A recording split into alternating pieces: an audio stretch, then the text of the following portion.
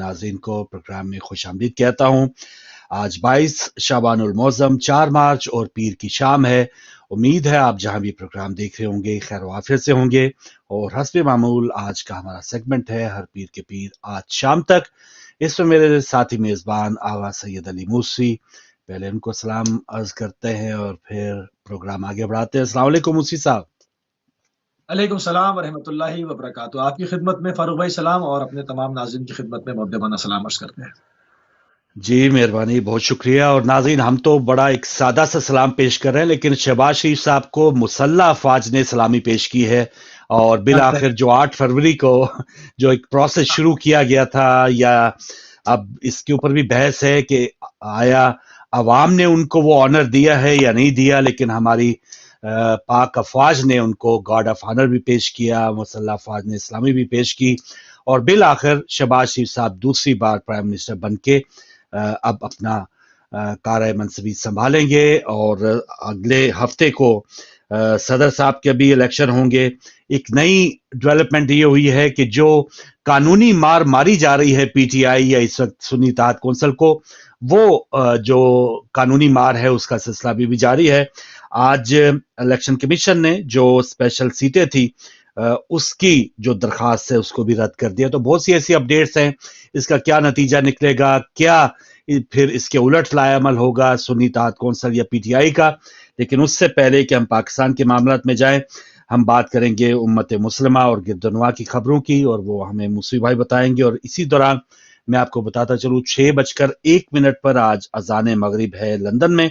उस वक्त हम एक वक्फा लेंगे, वक्फे के बाद जब आएंगे तो आपकी कॉल्स भी खोलेंगे। तो ओवर टू यू मूसी साहब।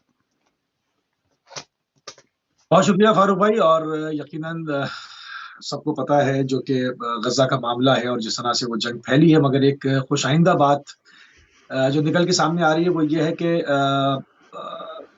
रमज़ान करीम की आमद से पहले पहले, माह मुबारक से पहले पहले, क्योंकि जंग को रोका जाएगा। और इसमें यह भी है कि चूंकि वो तमाम पूरी उम्मत सोई भी जो अभी तक गजा के बच्चे भूखे बच्चों का जिक्र सुन रही है और खबरें देख रही है, मगर जुम्बिश नहीं हुई उनको कि वो अपनी हुकूमतों पर प्रेशर डालेंगे कम से कम आप सिफारती तरीके से जो है वो आवाज़ उठाएं। मगर माह मुबारक में अगर वो फुटेज उनके जले हुए और कटे हुए जिस्मों की गई तो उससे उनको इश्तियाल ज़्यादा फैल सकता है। तो उन्होंने इस वक्त जो है वो जंग बंदी का जो है वो अमेरिका की जानिब से सुनने में आ रहा है कि वो जंग बंदी का ऐलान कर रहे हैं और उनको आमादा कर रहे हैं कि जंग रोक दें। मगर वो आखिरी जो लहजात हैं जिसमें कि जंग आगे बढ़ रही है, उसमें जो बमबारी हो रही है वो इंतहाई खौफनाक जिसे कहते हैं कि वो बमबारी है। और रफा पे जहाँ पर बिल्कुल पनागुज़ीन लोगों के कैंप हैं, उसके ऊपर जिस तरह से कीमा बना दिया जाता है, इस तरह से उनके ऊपर बमबारी है। ये तमाम चीज़ें जो है वो जारी व सारी हैं। और इसी के साथ जो है वो यमन की जानिब से हमले हैं और दूसरा जो बॉर्डर इसका खुला है आपका लबनान की जानिब से हिजबुल्लाह के हमले हैं, टारगेटेड जो है वो स्ट्राइक्स हैं बहुत ज़्यादा। ये तमाम चीज़ें अपनी जगह पर हैं, मगर ये कि एक खुशाइंदा बात है कि अगर इस जंग को रोका जाए और इसका एक बुनियादी हल जब तक नहीं निकलता। अब उसमें भी 2 इश्यूज़ हैं। बाज़ जगह पर बाज़ क़ुव्वतें इसको 2 रियासती हल की तरफ ले जाने की बात कर रही है कि भई यहाँ पर एक रियासत फ़लस्तीनी ऑफ़िशियल जो है वो वजूद में आ जाए ताकि जो फ़लस्तीनी है वो उसमें आ जाएँ और जो इसराइल है वो वहाँ पर जो है वो उसमें चले जाएँ। तो एक तो ऑप्शन ये है। दूसरा ऑप्शन ये है कि वो इसराइल को जो बाज़ तंज़ीमें और धड़े हैं वो उसको तस्लीम ही नहीं करते। वो कहते हैं कि जी पूरा का पूरा मकबूज़ा है और ये पूरा फ़लस्तीन है।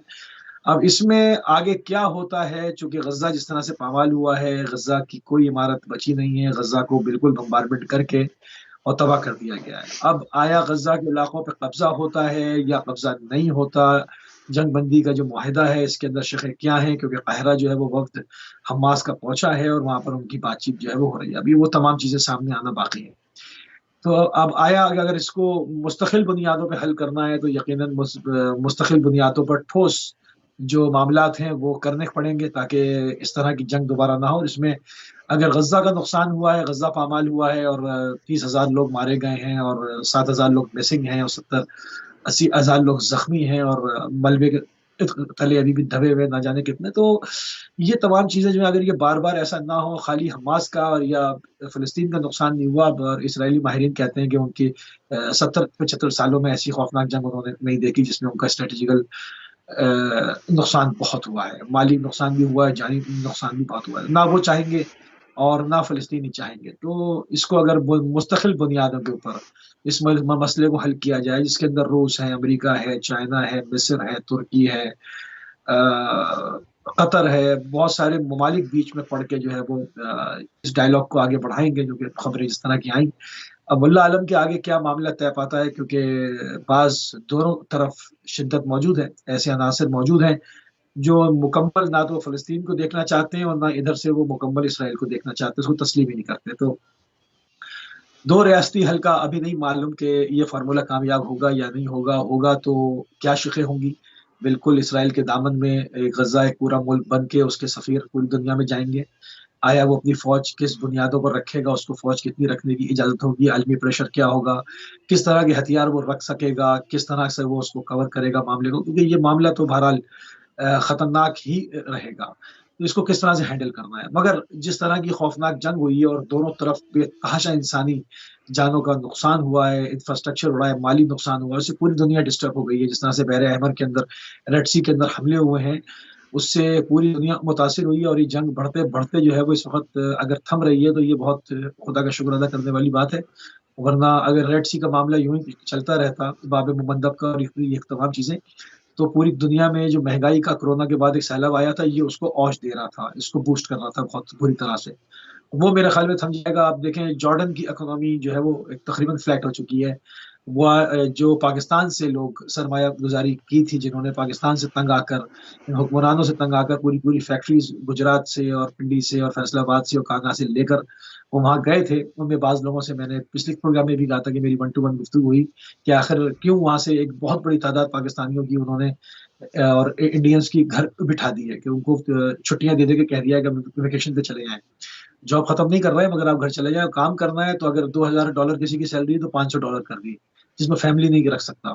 تو لوگوں کے اوپر لوگ بعض اتنے اس پہ اسٹریسڈ ہیں کہ بعض ہاسپٹلائزڈ ہوئے ہیں۔ تو اس پر میری ایک تفصیلاً بات ہوئی کہ یہ معاملہ ہے کیا۔ انہوں نے کہا کہ چونکہ باب المندب بند ہے اور ریڈ سی سے جہاز نہیں آ پا رہے، تو ہماری جتنی شپمنٹس ہیں وہ متاثر ہوئی ہیں، اس وجہ سے یہاں پر فیکٹری میں کام نہیں ہے، اور فیکٹریوں کا جال ہے یہاں پر، یہ بہت سینکڑوں فیکٹریز ہیں اور اس کے اندر یہ حالت ہے۔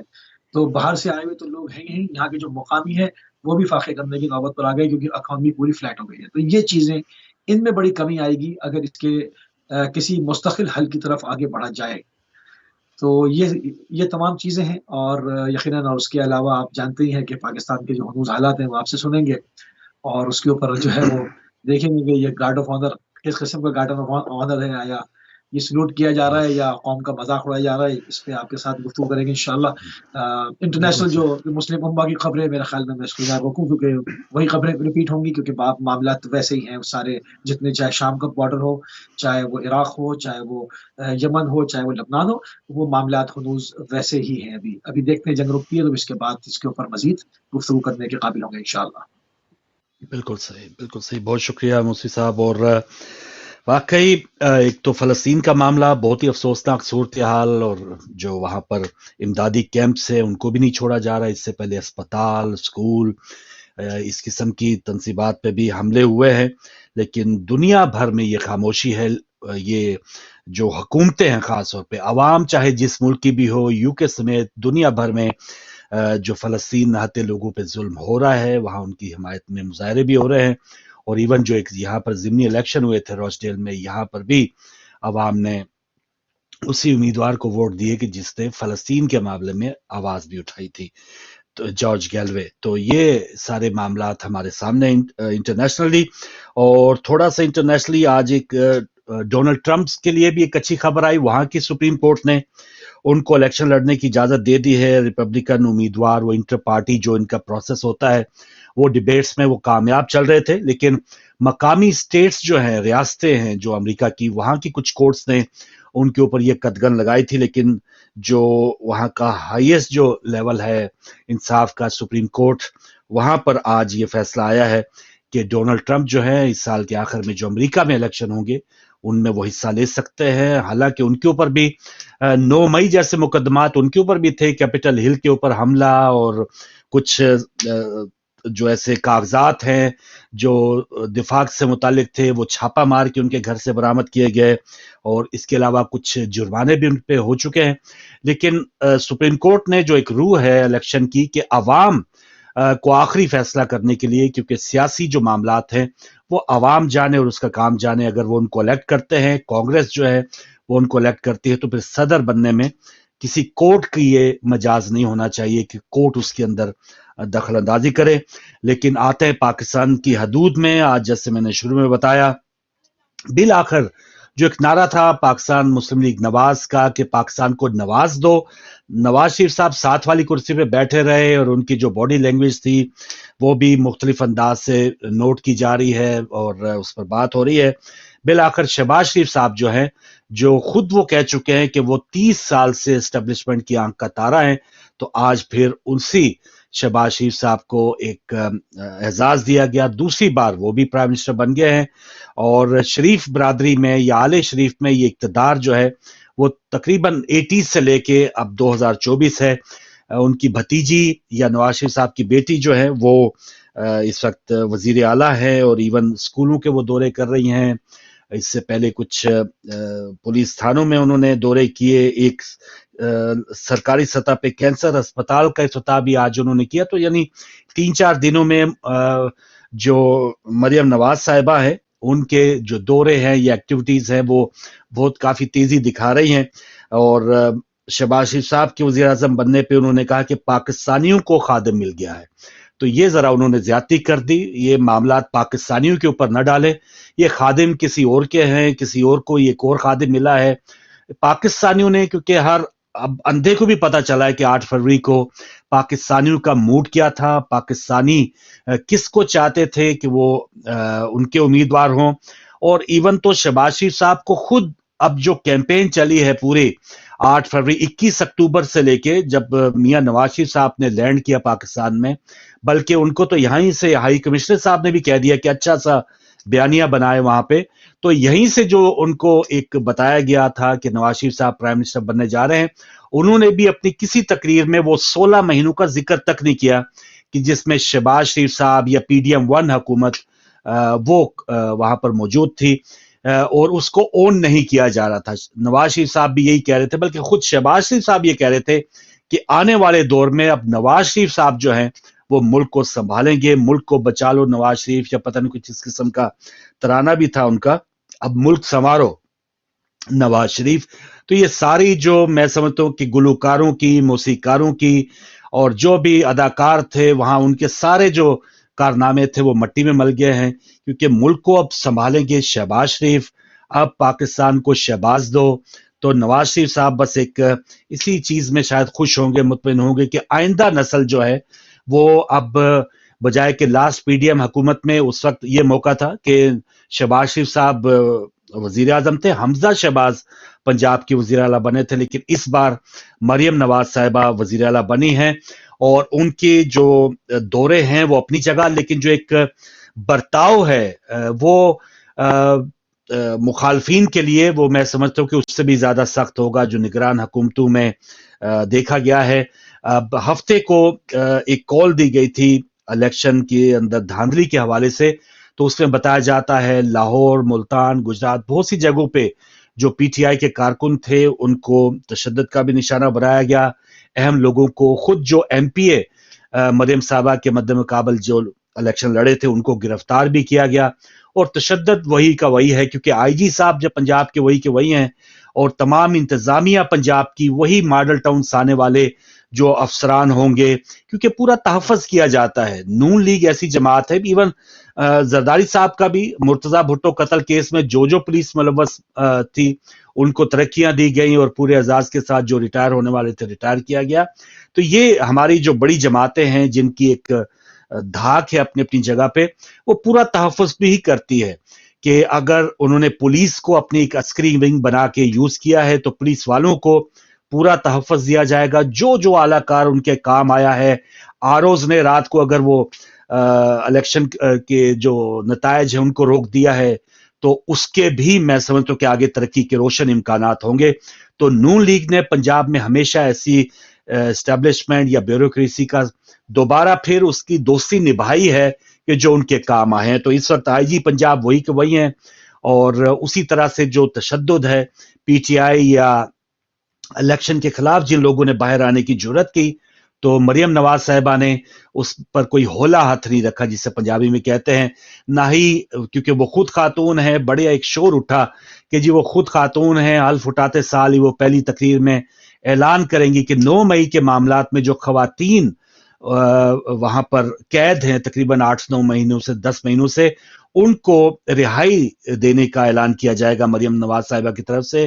खसूसन कैंसर की मरीजा यास्मीन राशिद हैं, या और बहुत सी ऐसी खवातीन जिनको 8-10 महीनों से पाबंद सलासल रखा हुआ है, लेकिन मरियम नवाज साहिबा ने ऐसा कोई जेस्चर नहीं दिया फुटेज के लिए और अपनी खबरों के लिए। वो इवन आज मैंने देखा एक स्कूल के अंदर, गर्ल्स स्कूल के अंदर भी वो गई हैं और बच्चियों का हालचाल पूछा है, वो उनके डेस्क के ऊपर भी बैठ गई हैं और कुछ वो अहकामात भी सादर फरमा रही है। तो ये सारी फुटेज में जो वो नजर आ रही हैं, तो एक ऐसा लग रहा है कि बहुत ज्यादा एक दिलजू और बहुत ही रहम दिल और बहुत ही एक ऐसी के एक अपने पंजाब के लिए वो सब कुछ करने के लिए तैयार होंगी, लेकिन जो बिहाइंड द सीन या जो कुछ तवक्कुआत उनसे अखलाकी तौर पे आम कोई पाकिस्तानी या पंजाबी लगा सकता है, वहां पर मरियम साहिबा भी उस पर पूरा नहीं उतरी हैं।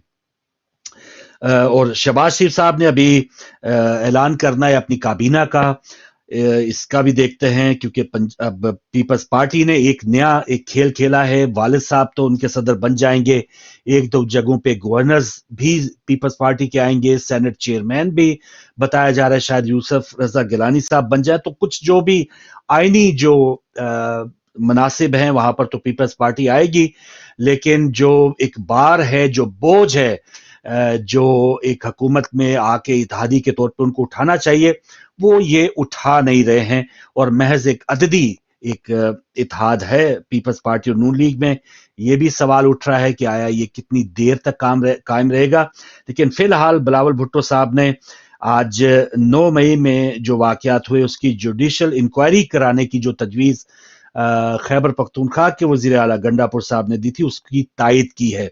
तो पीपल्स पार्टी की तरफ से ये तायद करना और कुछ ऐसे लोग जो नाहक गिरफ्तार है उनकी आज़ादी का भी तजवीज़ देना, ये उनके लिए पीपल्स पार्टी ने एक यानी दोनों कश्तियों पे सवारी है। कुछ एक जुमले के ऊपर काफ़ी शोर शराबा हुआ जब बिलावल भुट्टो साहब ने कुछ ऐसे अल्फाज कह दिए, इस पर अपोजिशन ने एहतजाज भी किया, गो जरदारी गो के भी नारे लगाए, लेकिन उसके बाद फिर वो अल्फाज भी उसको क्या कहते हैं ख़त्म कर दिया गया और उसके बाद बिलावल साहब ने भी कहा कि मैंने गुस्से में ये अल्फाज कह दिए थे। अब खालिद मकबूल सिद्दीकी साहब वो भी हुकूमती बेंचों पर मौजूद हैं, उनको वजारत मिलेगी नहीं मिलेगी, उनको गवर्नरशिप सिंध की मिलेगी नहीं मिलेगी, लेकिन उन्होंने भी धांधली इल्जामात पर कमेटी बनाने का मुतालबा किया है और उन्होंने तो ये तक कह दिया कि जो 2018 में जो पीटीआई को लाने वाले थे उन्होंने ही इस बार उनको हटा दिया है। तो यानी एक जिसे कहते हैं ना कि नादान दोस्त से जो है वो दाना दुश्मनी बेहतर है। तो ये नादान दोस्त सिद्दीकी साहब ने 2018 की भी पोल खोल दी और इवन 2024 की भी पोल खोल दी कि जो ये दावा कर रहे थे कि बहुत ही एक शफाफ इलेक्शन हुए हैं। तो अब आते हैं जो इलेक्शन कमीशन ने एक झटका दिया और वो इलेक्शन कमीशन ऐसी कानूनी मार मार रहा है कि जो खुद जब उनके ऊपर एक आईनी फरीजा था कि 90 रोज में पंजाब असम्बली जब तोड़ी गई या खैबर पख्तूनख्वा असम्बली तोड़ी गई, 90 रोज में उन्होंने इंतखाबात कराने थे, लेकिन 1.25 साल 1.5 साल के बाद ये तमाम इंतखाबात हुए हैं और इलेक्शन का प्रोसेस जिस तरह से उन्होंने ये पूरा कंडक्ट किया, वो पूरी दुनिया उस पर पाकिस्तान के इलेक्शन प्रोसेस के ऊपर वो हंस रही है और उन्होंने तहफ़्फ़ुज़ात का इज़हार किया है। वही इलेक्शन कमीशन जब दूसरे की स्क्रूटनी और दूसरे के मामला जब देखता है तो उन्होंने कहा जी आपकी जो इस वक्त जमात है सुन्नी इत्तेहाद कौंसिल, उन्होंने कोई भी लिस्ट ऐसी नहीं दी थी कि जो खवातीन की मखसूस नशिस्तों के ऊपर उम्मीदवारान थे या अक़लीती उम्मीदवारों की कोई नामों की लिस्ट नहीं दी गई थी। तो इस बिना के ऊपर उन्होंने वो दरखास्त मुस्तरद कर दी है और यही तक नहीं बल्कि अब ऐसा भी फैसला होगा कि जो 77 सीटें हैं यानी सूबाई और कौमी की मिला के तकरीबन 77 ऐसी सीटें थी जो PTI या सुन्नी इत्तेहाद कौंसिल को मिल जानी थी, अब वो बांट दी जाएंगी MQM पीपल्स पार्टी नून लीग में। तो ये एक और सोने पे सुहागा होगा और इससे शायद 2/3 मेजॉरिटी जो है वो शहबाज शरीफ साहब को मिल जाए। तो क्या ऐसा होगा या नहीं, क्योंकि मामला अब दोबारा सुप्रीम कोर्ट में गया है। और पिछले दिनों एक चैनल पे भी हमने वो देखी, एक फुटेज देखी थी जब वो मुकदमा चल रहा था सिंबल वाला, बल्ले वाला, और अली जफर साहब ये दलाइल दे रहे थे कि अगर हमसे सिंबल ले लिया जाता है तो आगे के भी नतायज हमारे खिलाफ होंगे। तो फिर फायज ईसा साहब ने उस वक्त तो उस मामले में तसल्ली दी थी कि नहीं, अगर वो इस किस्म के हालात पैदा हुए तो हम उसको देख लेंगे। तो उस किस्म के हालात पैदा हो गए हैं और सुप्रीम कोर्ट ही ने उसको देखना भी है। एक अच्छी बात तो ये होगी कि इस जो भी बेंच बनाया जाए सुप्रीम कोर्ट का, उसमें खुद काजी साहब ना हो तो बेहतर है, क्योंकि काजी साहब का एक जाहराना रवैया, इवन वो नामों के हवाले से भी एतराज कर चुके कि फलां नाम जो है इसके अंदर सरदार नहीं होना चाहिए, मुंशी आपने कह दिया, आप खड़े क्यों हैं, आप बैठे क्यों हैं, आपने सर पे जेल लगाई है कि तेल लगाई, यानी छोटे छोटे मामलात भी काजी साहब को पसंद नहीं आते। तो ऐसे हालात में अगर वो शफाफ सुप्रीम कोर्ट अपनी साख रखना चाहता है तो उसको चाहिए कि जो भी बेंच बने इस स्पेशल सीटों के हवाले से उसमें वो शामिल ना हो। लेकिन ये अब उनकी सवाबदीद है, वो होते या नहीं होते। मेन मामला यही है कि जो सदर साहब के इलेक्शन हैं, फिर आगे सेनेट के भी जो नशिस्तें खाली होंगी, उसमें भी ये एक इलेक्टोरल कॉलेज होता है, सूबाई असम्बलियां और जो कौमी असम्बली है, इसमें भी 7 सेनेट सीटें जो हैं वो PTI या सुन्नी इत्तेहाद कौंसिल की वो खत्म हो उसकी जा सकती है। तो सीधा सीधा ऐवानों के अंदर ये एक नुकसान हम देख सकते हैं। कुछ कमियां जरूर PTI की लीडरशिप के अंदर भी आई कि जिनको आज उन्होंने अपने सरदारती उम्मीदवार बनाया है महमूद खान अचरजई, उनकी जमात को अगर वो फॉलो कर लेते तो उन्होंने शायद कोई लिस्टें वगैरह भी दी थी। तो सुन्नी इत्तेहाद कौंसिल पहले MWM के साथ ये सुना जा रहा था, लेकिन कुछ जो मेंबरान हैं, क्योंकि ये एक खास फिरके की नुमाइंदगी MWM की जाती है और उनके बहुत से जो MNAs हैं उनका ये एतराज हो सकता था कि शायद वो शिया किसी मजहबी सुन्नी जमात, शिया सियासी जमात में शामिल नहीं होना चाहते। तो उससे उन्होंने पहलू तय करके सुन्नी इत्तेहाद कौंसिल में आए और अब वो उन्होंने बगैर देखे कि जब वो खुद हामिद रजा साहब जो हैं, जो सुन्नी इत्तेहाद कौंसिल के वैसे तो रहनुमा हैं, खुद उन्होंने आजाद हैसियत से इलेक्शन लड़े थे। तो ये एक अजीबो गरीब सूरत हाल थी कि जो एक पार्टी का सरबराह हैं वो खुद आजाद हैसियत से लड़े, बाद में फिर अब सुन्नी इत्तेहाद कौंसिल की छतरी तले आ जाएं। तो टेक्निकली तो बहुत सी ऐसे नुक्स होंगे कि जिसका फायदा उठाया गया, लेकिन अब आगे चल के सुप्रीम कोर्ट के ऊपर है कि सुप्रीम कोर्ट इस मामले को कैसा देखता है। कुछ तकारीर भी हुई हैं और आज फिर भुट्टो रेफरेंस केस का फैसला भी महफूज कर लिया गया है। इस पर देखते हैं कि ये कई साल पहले जो फैसला आया था उसके क्या नताइज होंगे। नाज़रीन, इन खबरों के अलावा आपकी भी राय इंशाल्लाह वापस आके हम शामिल करेंगे। इस वक्त लंदन में अजान मगरिब का वक्त हुआ चाहता है और इस अजान वक्त